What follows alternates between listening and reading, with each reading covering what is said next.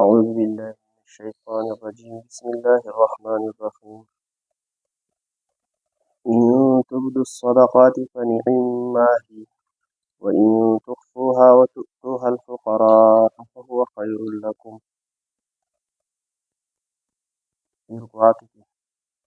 هذا خير وخيرات أو الصدقين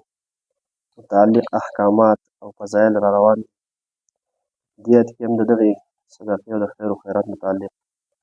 أحكامات إن تبدوا الصدقات فنعما هي الله پاک فرمایي چې تاسو د خپل صدقې او خیر او خیرات په ښکاره سره وکړئ نو فنعما هي دا څه خبره ده یعنې که تاسو خپل مال چې تاسو صدقه ورکوئ هغه زکات دی یا نفلي صدقې دي دا که په ښکاره ورکوئ نو ښه خبره ده وان تخفوها او که چېرې تاسو په پټه ورکوئ دې لره یعنې پټې کړئ دې لره وتؤتوها الفقراء او ورکوئ فقیرانو لره حاجتمندو لره فهو خیر لکم دا ستاسو دپاره زیاته بهتره ده مطلب دا که په پټه ښکاره سره یې ورکوئ نو دا هم ښه کار دی نو ښه بهتره خبره ده لیکن که په پټه سره یې ورکوئ دغې حاجتمندو له نو دا ډېره زیاته بهتره ده د هغې وجه دا ده چې په پټه سره یو شی ورکړی شي نو د هغې دیني مصلحتونه هم کیدی شي یو دا چې ریا دکلاوه پکې نه راځي یعنې صرف د الله تعالی پاک ته به دې توجه وي ځکه چې تا بالکل په پټه ورکړه دویم دا مصلحت پکې هم کیدی شي چې څوک یالي هغه به شرمېږي نه یعنې هغه ته به تکلیف په دې نه میلاوېږي ظاهره خبره ده ته په یو ډاګه ځای کې یو کس له ورکوې نو بعضې کسانو کیفیت الګه لګي نو هغه ډېر زیات سرکوزی شي نو د دې پټې دغه دیني مصلحت یې دغه شو چې یو خو دا چې ریا دکلاوه پکې نه راځي بل دا هغه به چې دی په بغیر د شرم نه چې دی والي او دنیاوي مصلحت پکې هم دی په پټه ورکولو سره ستا د مال هغه مقدار چې دی هغه خلکو باندې نه واضح کېږي ظاهره خبره ته زکات یا دا ورکې او د هغې او په ښکاره سره ورکړي نو خلک به د دې نه که ته ورته دا ووایې چې دا ماله زکات پیسې ورکړي د هغې نه به ستا هغه د مال هغه مقدار هم خلکو ته معلوم شي یعنې په دنیا والا به ستا د مال هغه مقدار هم ښکاره شي دا پکې دنیاوي مصلحت دی چې په پټه یې ورکړي نو دغه به خلکو ته نه ښکاره کېږي نو بهتر چې دا هغه په پټه ورکول دي لیکن بعض فضیلت خو چې دی زیات افضلیت دا د پټه ورکول دی لیکن په بعضو اوقاتو کې چې دی که د څه عارض د وجې یا د څه وجې سړی په ښکاره باندې ورکړي نو بیا دا منافي نه دی دا فضیلت منافي د هغې فضیلت نه دی چې سړی په ښکاره ورکړي لکه مثال په طور څه عوارض داسې دي لکه په تا باندې تهمت خطره ده ته صاحب مال یې مالداره کس او تا ته خلک دا تهمت کوي چې دی خوړو زکات ته خپل مال نه ورکوي یا خیر و خیرات ته نه ورکوي دا تهمت ته باندې لګي او ته دې تهمت ته وجې چې دی ستا بدنامي کېږي نو په دغې وخت کې که ته ښکاره ورکړې نو په دې کې څه دا د دغې فضیلت نه منافي نه ده یا بل داسې څه عارض موجود دی چې د خلکو اقتدار پې مقصود ده یعنې د خلکو توجه دې طرف ته راړی چې دا خلک به ورپسې راپسې شي ځکه بعض اوقات چې دی انسان ښایي او فکر یې نه وي نو ته د خلکو فکر راړی لکه مثال په طور څه حاجتمند دي او ولاړ دي ته له پیسې ورکړې په ښکاره باندې په دې باندې ستا یو خو دا چې دا په صدقه دې هم ورکړه لیکن ستا سره خو دومره شته نه خو صرف ستا مقصود دی چې د دې نورو خلکو دې طرف ته توجه شي او په دې خیر کې چې یعنې دې حاجتمندو له پیسې ورکړي نو د مطلب دا چې د نورو خلکو چې دی هغه زړه دې طرف ته راغبه کول چې دوی هم دې طرف ته راغبه شي او په دې خلکو باندې یا د الله پاک په لار کې دا خرج کوي نو که په دې نیتونو باندې دا عوارضات شول نو بیا افضلیت به بیا په دغه وخت کې د ښکاره صدقې ته حاصلي او نور په نفسي که داسې عوارض نه بیا پټه بهتر ده بهرحال په دواړو صورتونو کې په خپل خپل ځای فضیلت ویکفر عنکم من سیئاتکم او ستاسو نه به د دې په ذریعه سره یعنې دې مال خیرات په ذریعه سره ستاسو ګناهونه به معاف کړي یعنې ستاسو څه ګناهونه ټول یې نه دي یاد کړي څه ګناهونه بعضې ګناهونه داسې یا توبه او دا غواړي نو ستاسو څه ګناهونه به په دې معاف کړي نو دا جمله الله پاک ذکر کړې ده د دویمې دغه سره چې تاسو په پټه ورکوئ نو دا ستاسو لپاره ډېره بهتر ده او ستاسو نه به دې ګناهونه معاف کړي خو دا خاص د دې پټې سره نه دی دا د ښکاره صدقه وي او که په پټه صدقه وي په دواړو صورتونو کې دغه خصوصیت پکې نشته په دواړو صورتونو کې الله پاک ګناهونه معاف کوي لیکن الله پاک ذکر کړه د دې پټېدو سره یعنې که په پټه یې ورکړئ بیا دا جمله ذکر کړه نو د هغې وجه بیان شوله چې په دې کې دا یو خو دا کیفیت وي چې کله سړی په پټه ورکوي نو ده ته څه پیدا انسان یي که نه په بعضې اوقات کې ما ته څه پیدا میلاو شوه الله پاک وایي چې که ظاهري تا ته اړو څه ښکاري نه نو ستا ګناهونه پرې معاف کېږي. نو دا دې پټې سره ځکه ذکر کړه. والله بما تعملون خبیر. الله پاک چې دی بما تعملون څه چې تاسو کوئ خبیر هغې باندې خبردار ذات دی. یعنې څه چې تاسو کوئ په هغې باندې خبردار ذات دی. نو چې تاسو په څه نیت کوئ اوس که په ښکاره کې او که په پټه کې او که په هر څه کې او نیت بیا دا صحیح وي نو په هغې بدلې باندې خبردار ذات دی. د هغې به بدله بدله هم په هغې طریقې درکوي چې څنګه نیت وي او څنګه سړی خرچ کوي. لیس علیک هداهم ولکن الله یهدي من یشاء. دا آیات چې دی داسې شان نزول دی. دا د زیاتو صحابه او د نبي علیه السلام هم یوه رایې وه چې زیاتو صحابو دا یې رایې وه بلکې د هغو دا مقصود و چې زموږ مال چې دی هغه کفارو ته لاړ نه شي. یعنې موږ چې کومې صدقې او خیر و خیرات کوو چې دا کافران چې چېرته لاړ نه شي. او د نبي علیه السلام هم دا رایې وه لیکن په خاص مصلحتونو یعنې بعض څه وجوهات وو چې د هغې د وجې د هغو دا کوشش و چې زموږ مال کفارو ته لاړ نه شي. او د نبي علیه السلام هم دا رایې وه او د هغې وجه دا وه دوی په دې سره قصد کوو دا مال یې ځکه دې کفارو له نه ورکوو چې کېدای شي د دې وجې د ایمان نه وړي. نو دوی په تنګۍ کې دي او په تنګدستۍ کې دي او چې موږ له خیر و خیرات نه ورکوو دوی به پوه شي چې دا مال خو دې مسلمانانو نه ورکوي او موږ له یې نه راکوي دوی به په دې باندې ایمان راوړي دې وجې. د نبي علیه السلام هم دا رایې وه. الله پاک په دې کې هم دواړه قسمه خطابات فرمایي. نبي علیه السلام ته هم خطاب دی او خلکو ته هم خطاب دی. لیس علیک هداهم نشته په تا باندې لازم نه دي نبي علیه السلام ته وایي یا نبي علیه السلام په تا باندې لازم نه دي هداهم د دې هدایت.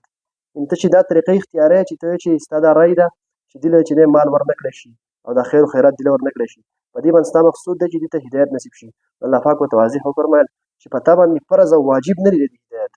مقصد دا د نبي علیه السلام کار ده چې د هدایت لاره وښیي لیکن په ایصال للمکتوب یعنې اصل مقصود ته رسول په تا لازم نه دي. په تا باندې څوک دومره ده چې د هدایت لارې ورته ښیه او ته هدایت هغه رسولو لارې ورته ښیه. باقي که دې هدایت قبول نه کړي دومره لرې پسې مه ځه چې ته پې اوس چې دی هغه حاجتمند دي او ته پې چې دی مال بند کړي. او صحابو ته چې هم په دې صحابه هم چې نبي علیه السلام نه ورکوي ظاهره خبره ده صحابه به هم بیا نه ورکوي نو دوی خو حاجتمند دي. نو الله پاک ورته دا خطاب وکړو چې په تا باندې لازم او فرض نه ده په تا باندې صرف دومره فرض ده چې ته صرف دې ته د هدایت لاره ښیه. ولکن الله یهدي من یشاء او الله پاک هدایت کوي من یشاء چا ته چې وغواړي. لکه بل ځای کې هم دا مضمون راغلی دی چې انک لا تهدي من احببت ولکن الله یهدي من یشاء. ابو طالب چې د نبي علیه السلام تره و نبي علیه السلام ډېر هغه باندې د ځنکدن په وخت ډېر کوښښونه کړي وو او دا ته زما په دې غوږ کې پټه دا کلمه ووایه لکه ډېر زیات دا د نبي علیه السلام باندې احسانات د نبي علیه السلام زیات کوښښ دا و چې دی په څه طریقه دا کلمه ووایي. هغه کلمه ونه او داسې د دنیا نه لاړو. نو په هغه ځای کې چې دی الله پاک هغه آیات نازل کړه چې انک لا تهدي من احببته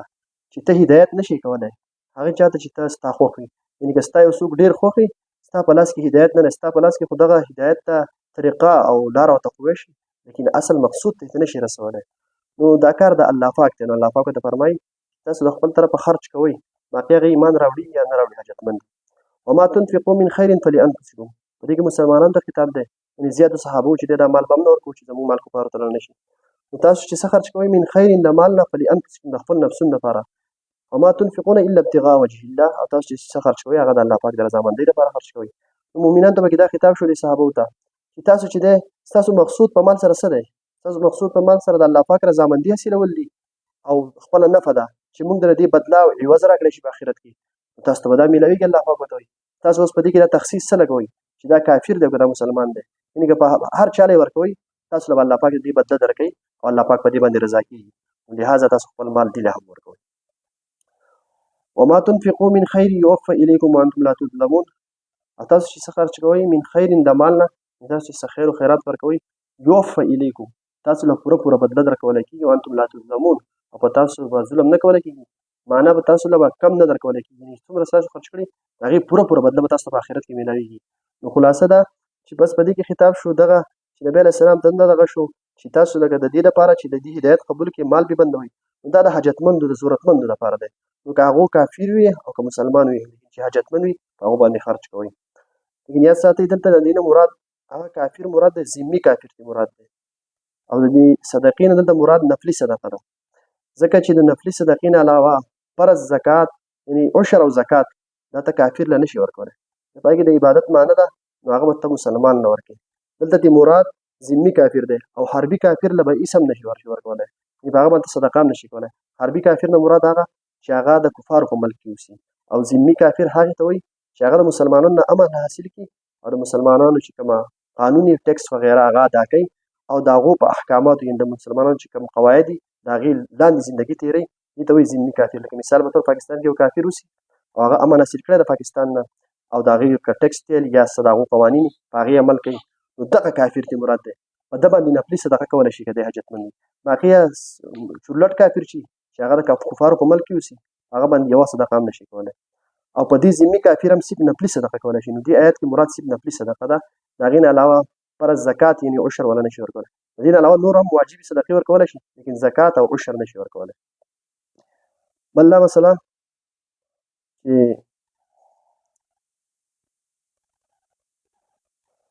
وما تنفقوا من خیر یوفى الیکم وانتم لا تظلمون. تاسو چې څه خرج کوئ دې ستاسو پوره بدله میلاویږي. نو په دې کې دغه تخصیص ختم شو چې دغه ذمي کفارو له چې دی که تاسو هم ورکوئ نو تاسو ته به د هغې بدله میلاویږي او کمولی کېږي به نه. للفقراء الذين احصروا في سبيل الله. الله پاک دلته مصرف ذکر کوي چې دا صدقې او خیر و خیرات دا د هغې فقیرانو محتاجو خلکو حق دی.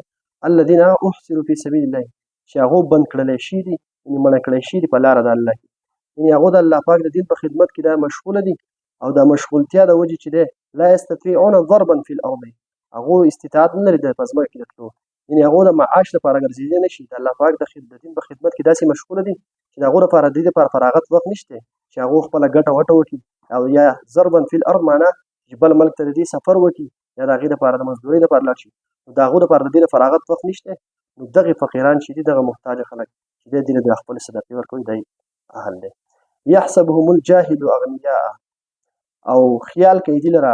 ناواقفه خلک اغنیاء مالداران. یعنې دا خلک چې دې له خلک چې دی بعضې خلک داسې چې هغې لره خلک مالداران خیال کوي. لکه مثال په طور یو سړي ښکلې کپړه اغوستې ده هغه دی فقیر و لیکن په دې باندې خلک خو ناواقفه یې نور دغه نه بس هغه ظاهري حال ته ولې وګوري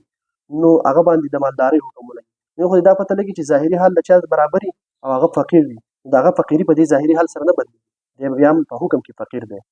او دا ولې من التعفف خلک یې ولې خیال کوي چې دا مالدار دی د سوال نه کولو د وجې. یعنې د خلک دا جاهله ناواقفه خلک دې ته په دې باندې چې هغو سوال نه کوي نو دې دا مقصد شي چې دا مالداران دي نو لکه حقیقت کې هغو مالداره نه وي. تعرفهم بسیماهم الله پاک فرمایي ته به پېژنې دې فقیرانو یعنې دې محتاجه خلکو لره بسیماهم د هغو په نښو سره.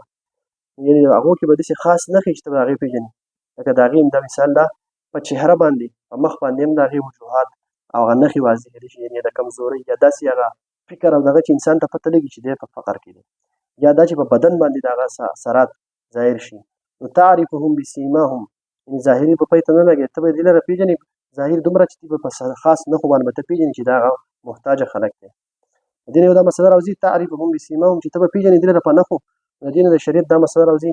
چې ته په نښه سره حکم لګولی شي یعنې په بعضو نښو سره ته په شرعي حکم لګولی شي. لکه مثال په طور په یوه علاقه کې چې دی یو سړی مړی وموندلی شو او د هغه چې دی د کفارو زینار ورته وایي دا کفار یې په غاړه کې اچوي یا داسې څه نښه پرې د هغو وه یا دا وه چې د هغو سنت یې نه وکړی شي. مسلمانان خو سنت کوي او د هغه سنت نه وکړی شي نو په ده باندې اوس دا حکم لګي چې د مسلمانانو په مقبره کې نه دفن کولی کېږي. د دې آیت د دې وجې دغه مسله دې معلومه شوه چې د بعض نښو د وجې ته د اسلامي شرعي حکم لګولی شي. لکه مثال به درکړو چې یو سړی داسې وموندی شي چې هغه سنت نه کړی شي نو مسلمانان سنت کوي نو پته به دا لګي چې دی مسلمان نه دی دی به د مسلمانانو په مقبره کې نه دفن کولی کېږي. لا یسألون الناس الحافا دې سوال نه کوي د خلکو نه الحافا په نښتلو سره یعنې په چا پورې نښلي نه چې دې سوال وکړي. بعض ضرورت دې ځای دا اخیستی چې دې په نښتلو سره سوال نه کوي نو دا بلې خو ته نفي نشته چې دې سوال کوي لیکن جمهور مفسرین فرمایي دې ځای کې لا یسألون الناس الحافا چې دې بالکل سوال نه کوي یعنې دې نه چېرې سوال نه کوي سفید پوشه خلک او یاد ساتئ په معاشره کې دا خلک چې دی د ټول نه زیات حقدار دی. دا نه یم چې دا نور حقدار نه وي څوک چې د نه غواړي هغو له هم ورکوه لیکن په دې خلکو باندې خصوصي نظر پکار وي. دې دومره سفید پوشه وي که په دې باندې هر قسمه حالات راشي د چا ته خپل حالات نه ظاهروي دا زیات مستحقین په دغې وجه چې دې د چا فکر نه وي. نو لا یسألون الناس الحافا دې خلکو نه سوال نه کوي الحافا په نښتلو سره یعنې ځان پاک دامنه ساتلو د وجې چې دی خپل احتیاج او ضرورت چاته نه کوي بیانوي. وما تنفقوا من خیر او څه چې تاسو خرج کوئ من خیر د مال نه فإن الله به علیم بېشکه الله پاک ته په هغې باندې علم دی چې الله پاک ته علم دی چې په څه نیت یې خرج کړئ او څه خرج کړئ د هغې بدله به درته میلاوي. ان تبدو الصدقات چې تاسو صدقې په ښکاره ورکئ فنعما هي څخه خبره ده وان تخفوها او کچری تاسو پټې ورکئ دغه صدقو لره وتؤتوها الفقراء او ورکئ غریبانو ته وهو خير لكم ودا ستاسو دپاره زیاته بهتره ده ويكفر عنكم من سيئاتكم او لربك استاسنا من سيئاتكم استاسو سګونهونه والله او الله پاک بما تعملون سچ تاسو کوئ خبیر خبردار ذات ته پاغي ليس عليك نشته ده پتا باندې هداهم هدایت ددي ولكن الله لیکن الله پاک يهدي هدایت کوي من يشاء چاته چې وغواړي وما تنفقوا من خير او څه چې تاسو خرج کوئ د مال نه فلانفسکم د خپلو ځانونو دپاره وما تنفقون او تاسو خرج نه کوئ الا ابتغاء وجه الله مگر د الله پاک د رضامندۍ دپاره وما تنفقوا او څه چې تاسو خرج کوئ من خیر د مال نه یوفى الیکم پوره پوره بدله به تاسو ته درکولی کېږي وانتم لا تظلمون په تاسو به ظلم نه کولی کېږي معنا ستاسو نه به نه کمولی کېږي للفقراء د فقیرانو دپاره الذین هغه کسان احصروا چې بند کړی شوي دي فی سبیل الله په لار د الله کې لا یستطیعون دې استطاعت نه لري ضربا د تللو فی الارض په ځمکه کې یحسبهم الجاهل خیال کوي دې لره نواقفه خلک اغنیاء مالداران من التعفف سوال نه کولو د وجې تعرفهم ته به پېژنې دې لره بسیماهم د دې په نښو سره لا یسألون الناس دې سوال نه کوي د خلکو نه الحافا پنختلو سره وما تنفقوا او څه چې تاسو خرج کوئ من خیر د مال نه فإن الله به علیم پس الله پاک په هغې باندې علیم دی